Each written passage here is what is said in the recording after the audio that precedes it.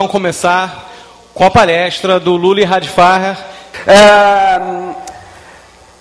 O que eu fiz? Fiz isso aqui. Apesar de todas as mudanças, a escola quase não mudou, não nos últimos 200, como dizia o Simão Papé.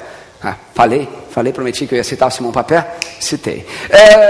Não como dizia o Simão Papé, não mudou nos últimos 200, mudou nos últimos 500. Se alguém dormisse na Idade Média, acordasse hoje, encontrava a escola igual. Mas não ia ser legal se essas coisas todas que tornam a gente nerd, tipo os instrumentos do Lenz Caftone, fossem usados para construir a escola do século XXI? Estão aí, estão disponíveis, por que não? Então, essa palestra vai tratar de 5 temas. O abismo da inclusão digital, essa história horrorosa, né? Depois, dá para baixar um pouquinho, eu estou ficando entontecido com a minha própria... Obrigado. Depois eu lembro que escolas, afinal, são redes sociais. Tá? Você não vai numa escola para aprender, aprender é uma das coisas que você vai fazer numa escola.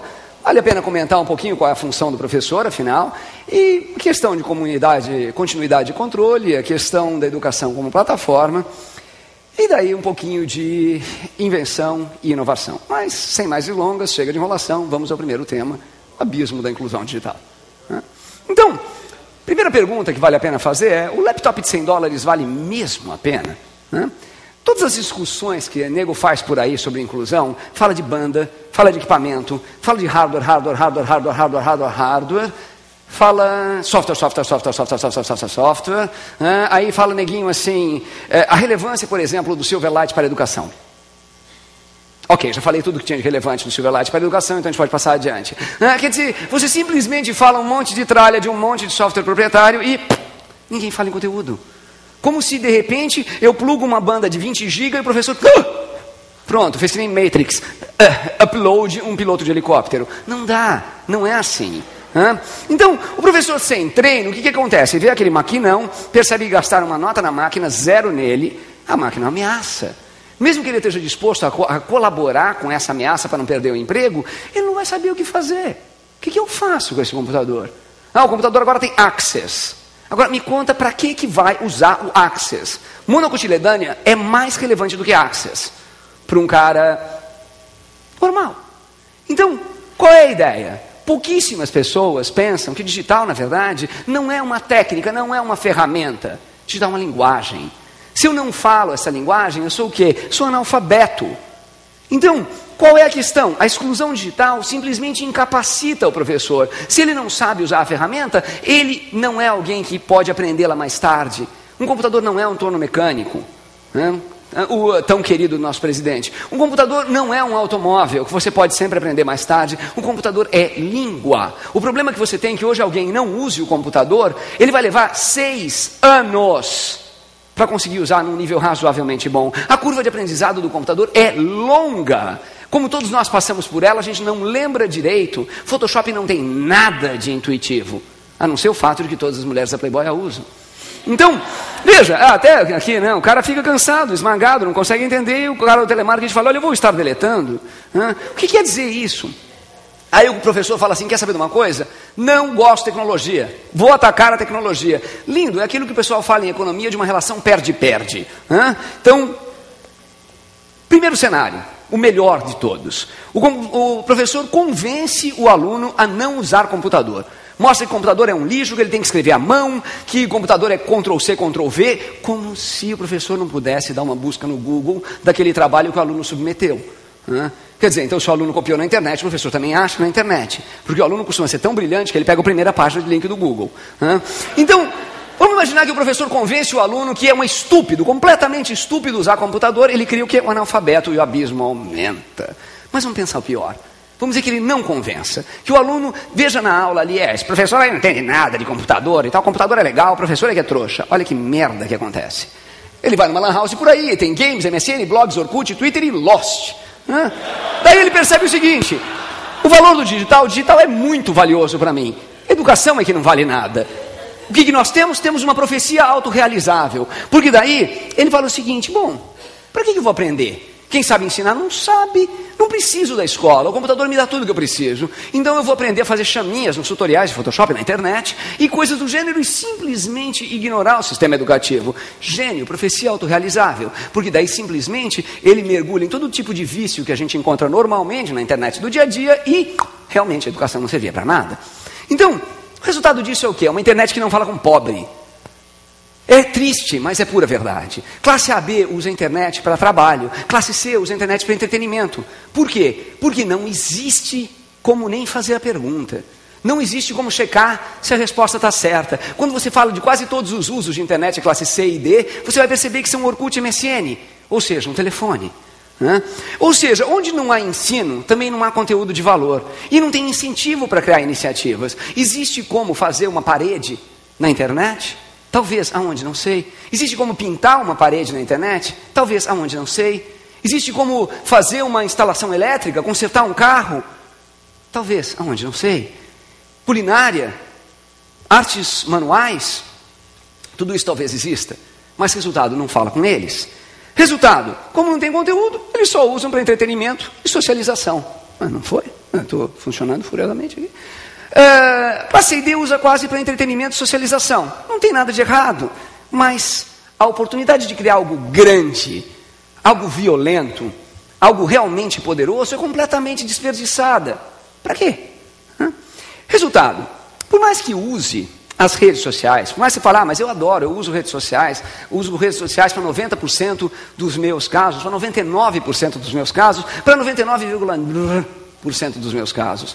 Mesmo assim, você sabe o que perguntar, você sabe onde ir, você sabe que tipo de pergunta fazer, e você sabe que às vezes um encontro não planejado, num evento que nem esse, vai te dar um monte de perguntas novas e não um monte de respostas, e isso é lindo.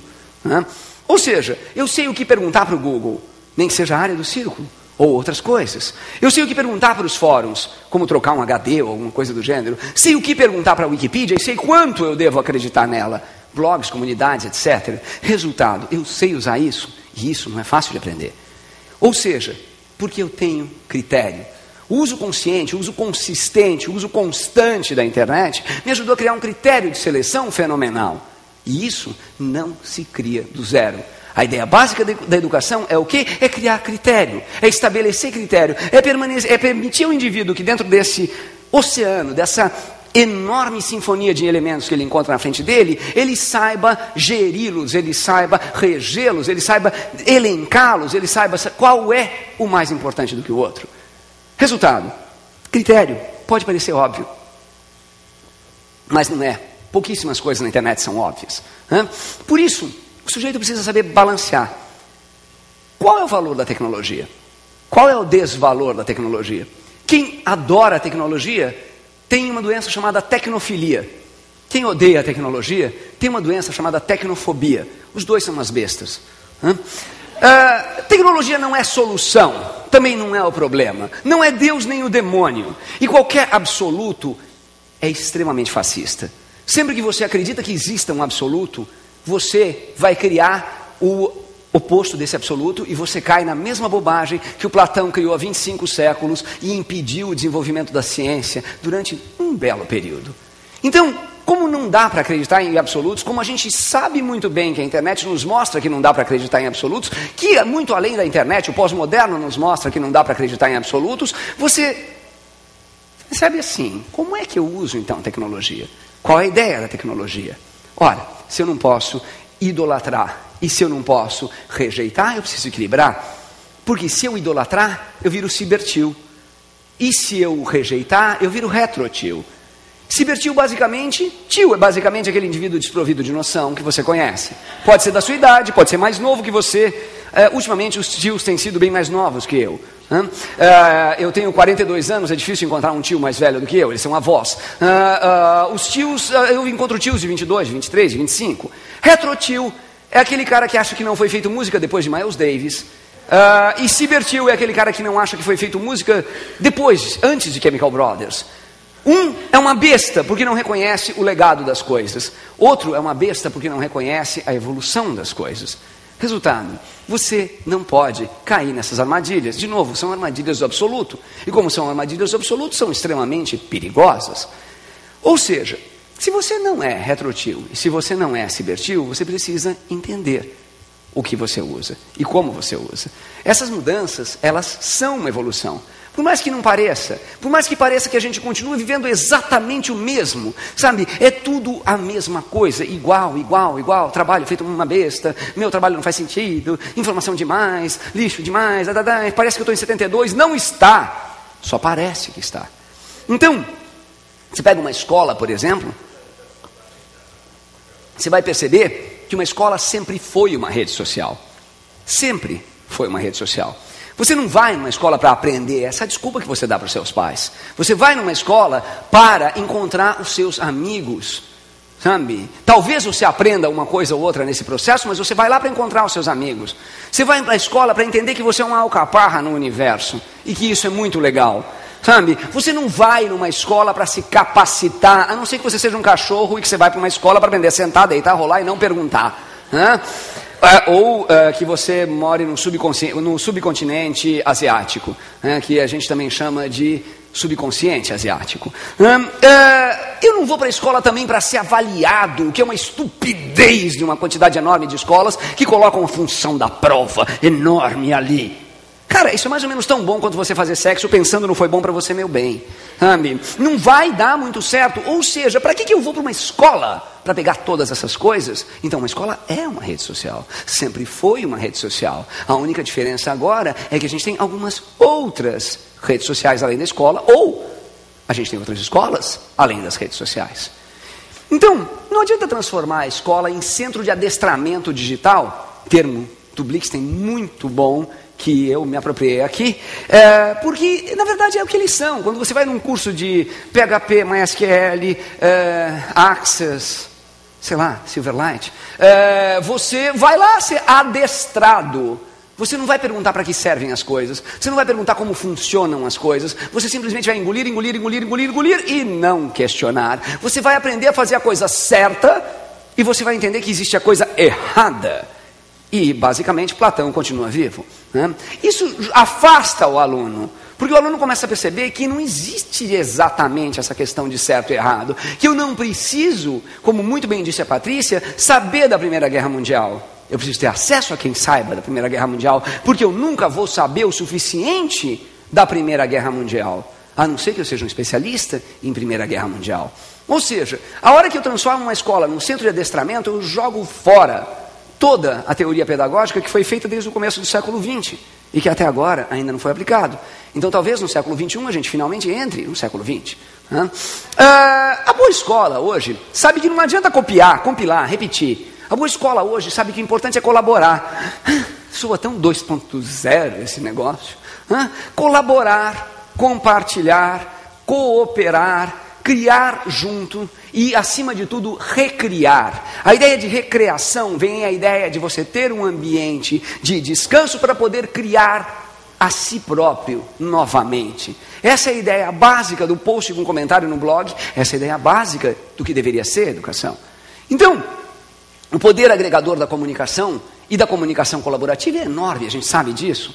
Sabe, tudo aquilo que a gente chama de 2.0 hoje, e que eu honestamente não gosto muito do termo, porque eu acho que 2.0 nada mais é do que web com cara de web. Rádio mudou muito desde que foi inventado, e ninguém chama de pós-rádio. TV mudou muito desde o preto e branco, e ninguém chama de new TV. Então, de qualquer maneira, é web social, colaborativa, seja lá o que for. De qualquer maneira, ela ajuda o aluno, do mesmo jeito que ela ajuda você, a perceber o que funciona e o que não funciona. Ela percebe e dá para identificar rápido uma fraqueza. Eu estava acompanhando aqui no Twitter, enquanto o neguinho ia falando, enquanto o neguinho ia perguntando, e dava para medir rápido o que funcionava e o que não funcionava. Isso é extremamente perigoso. Por quê? Porque permite que o indivíduo elimine aquilo que não funciona. Então, qual é o grande medo que o professor que se opõe à tecnologia tem? É que a tecnologia mostre as fraquezas dele, que mostre as deficiências do sistema, que mostre todos os problemas que nos últimos 80 anos ninguém parou para pensar a respeito ou tentar melhorar, salvo uma ou outra ação isolada, que basicamente são as exceções que justificam a regra. Então, o ensino até hoje é irregular. Harvard, e claro que eu jamais diria, né, jamais falaria de Stanford, tem professores ruins. Escola não é centro de treinamento. A escola não foi feita para proporcionar respostas. Isso é a coisa mais difícil que tem para ninguém entender. Ninguém vai para a escola para aprender. Você vai para a escola para aprender a perguntar. O fim da escola é o começo do diálogo. A hora que você termina a escola é a hora que você começa a pensar. Sabe? A universidade é um lugar onde você passa 4 anos aprendendo a fazer uma pergunta, que é a pergunta que você vai fazer para o resto da sua vida. Então é para isso que serve a escola. Para o resto tem cursinho pronto, de escolinha de informática, até em lan house, para não dizer tutorial de Photoshop prontinho na rede. Ou CD com 1000 máscaras de Photoshop.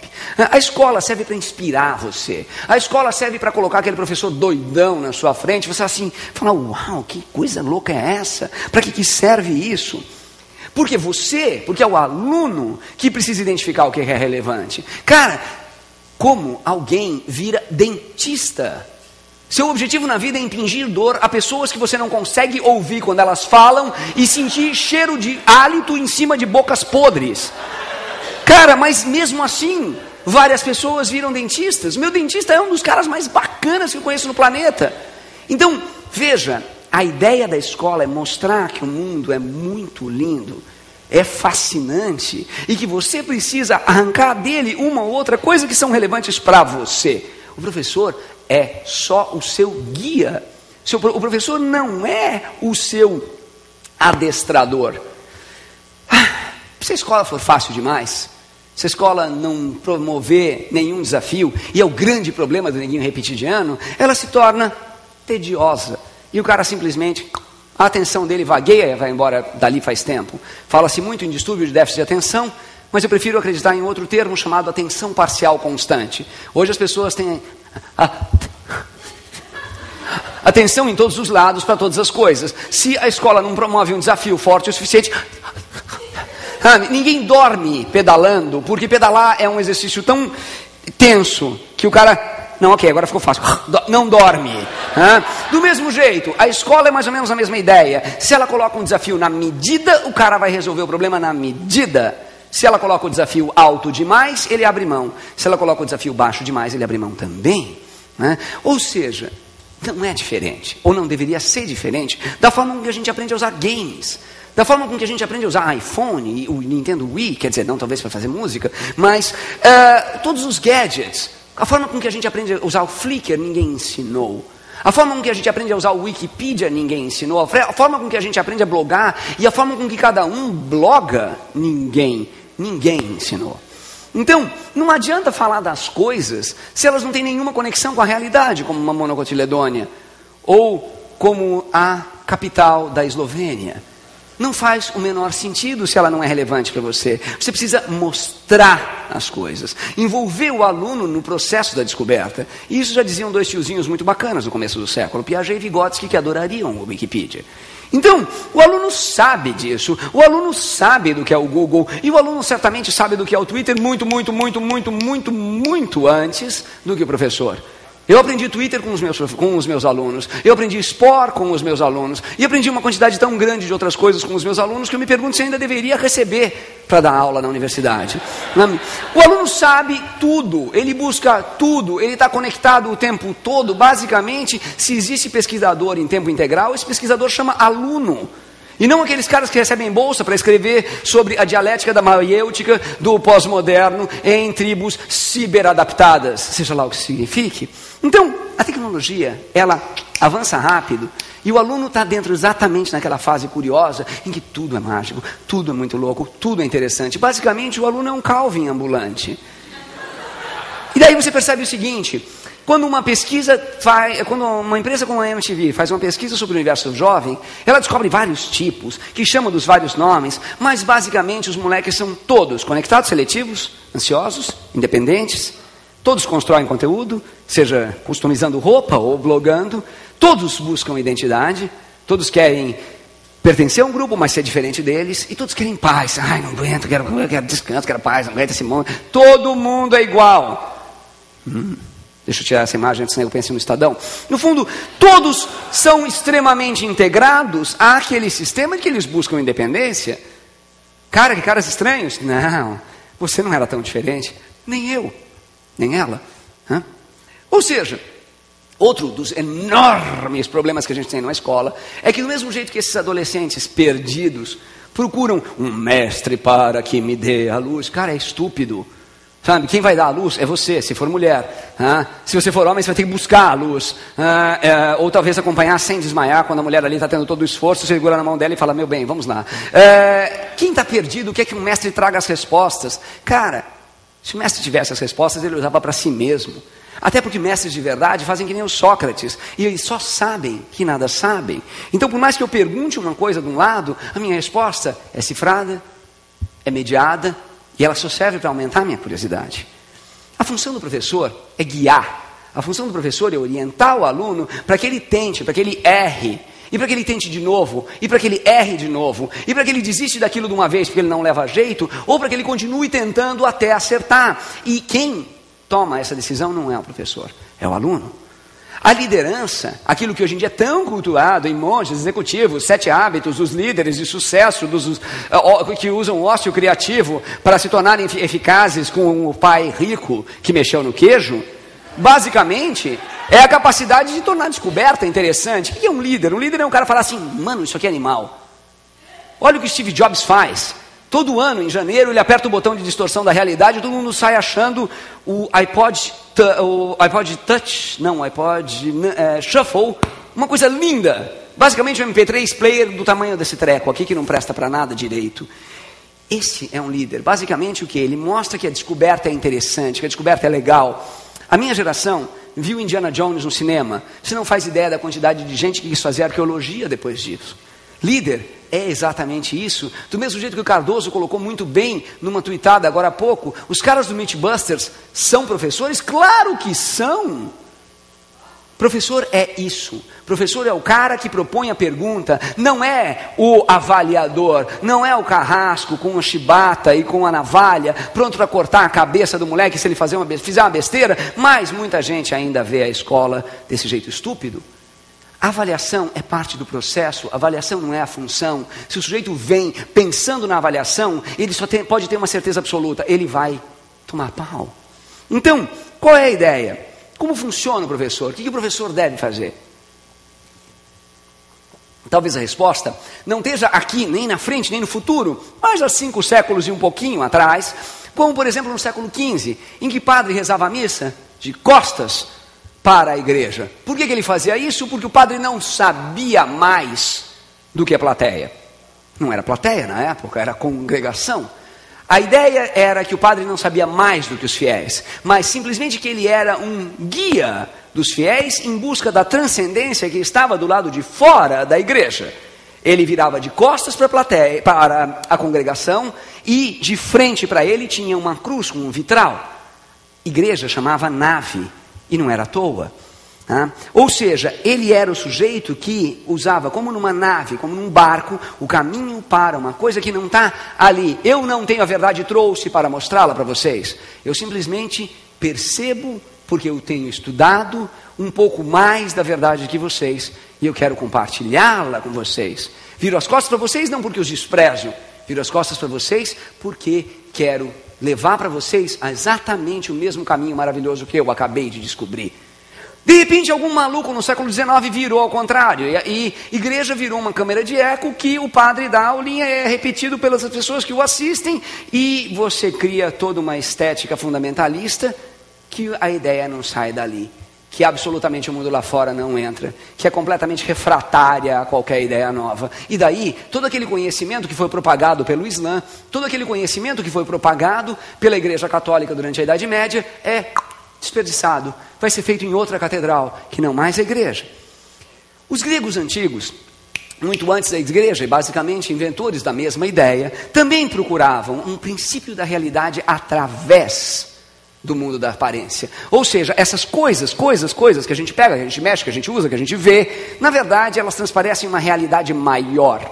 Elas transparecem uma coisa maior que está do lado de fora. Eles chamavam isso de metafísica, que deu origem àquilo que a gente chama hoje de ciência. Basicamente a ciência é perguntar por que isto é assim. Por que as coisas são do jeito que as coisas são hoje em dia? Porque sempre o mundo teve para acabar, a geração posterior estava perdida e as coisas eram uma enorme confusão. Agora, Ou eu brigo contra isso, ou eu tento entender e tento abraçar.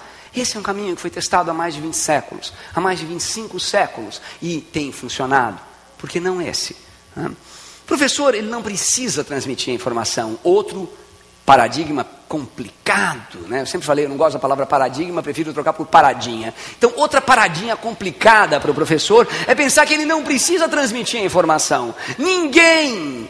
Eu queria saber quem foi a besta quadrada que colocou na cabeça do professor que ele tinha que ensinar, que ele tinha que saber mais do que os alunos dele, que ele tinha que competir com os alunos dele e ser o grande mestre guru universal. Cara, um grande mestre de karatê às vezes é o Yoda. Ele não bate em ninguém. O técnico de futebol não joga mais que ninguém. Ele não está ali para transmitir informação. Informação está em qualquer lugar, é abundante, é disponível, é acessível. Baixo, tiro da web a hora que eu quiser, tiro do meu celular, tuito, pergunto, sabe? O aluno sabe onde procurar a informação, ele pode aprender sozinho. O professor só precisa inspirá-lo. Meu pai é foda. Basicamente assim, ele tem mais de 200 de cacetada livros escritos, é mais ou menos um superstar na área de pedagogia.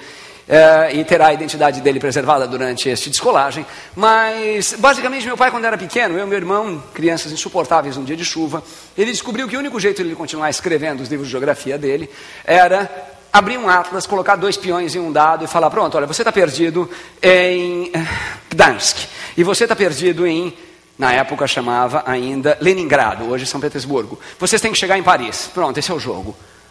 E a gente passava horas jogando mapa. Criei um baita encrenca para minha mulher, porque assim, a primeira coisa que eu pude fazer quando arranjei uma parede grande, branca, o suficiente, foi comprar um mapa da National Geographic mais ou menos maior do que esse telão. Então, a ideia do professor é simplesmente essa. Eu conheço mais de 40 países porque meu pai me pôs para jogar aquele maldito daquele mapa. Na verdade, ele só fez isso porque ele queria paz para escrever na sua máquina de escrever. E, veja só, inspiração é isso. Bom professor, sabe, são compreendidos.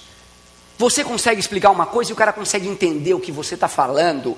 Pouco importa os termos que você usa. Os professores mais brilhantes que eu tive na Escola de Comunicações e Artes, ele mostrava a riqueza dos termos complexos, porque ele simplesmente dava a aula dele em um português que eu nunca tinha nem lido. E eu conseguia entender tudo do que ele falava. Então, se você não entendeu nada e achou o cara fodástico, a aula foi péssima. Se você conseguiu entender um monte de práticas e um monte de técnicas e não conseguiu abstrair nada disso, a aula foi medíocre. Pouco importa a técnica. Um professor bom faz com que o aluno sinta vontade de enfrentar o mundo, vontade de encarar o mundo, vontade de mudar o mundo. Se você sai de uma aula com o sangue borbulhando, aí você teve uma grande aula. Você sai de uma aula e fala: nossa, aquele cara é genial. Você não teve uma aula de merda. Basicamente você teve uma grande ego trip que você foi o espelho do cara. Então... Só que isso não adianta você pegar e entupir o cara de conteúdo para que ele saiba alguma coisa. Não! Muitas escolas fazem essa enorme bobagem. Não, minha escola vai ser puxada, vou colocar 70 horas por semana para a molecada. Para quê? Não leva a lugar nenhum. Sabe? A função do professor não é identificar o novo, eu já disse isso. O aluno é mais competente do que isso. Então o que o professor precisa fazer? É estimular o debate. Colocar um aluno para perguntar para o outro. Se ele nunca ouviu falar disso, ele tem que perguntar para o aluno o que ele acha. Ele tem que construir o critério em cima disso. Ele tem que perguntar para os alunos o que está acontecendo, tem que aprender com ele e devolver. Só assim ele consegue criar curadores. Porque em um mundo de excesso de informação, você não precisa mais aprender do ponto de vista de ser instruído. Você precisa agora aprender do ponto de vista de ter critério. Ter compreensão, ser capaz de entender que o Second Life quer dizer que algumas tecnologias da internet não prestam para nada. E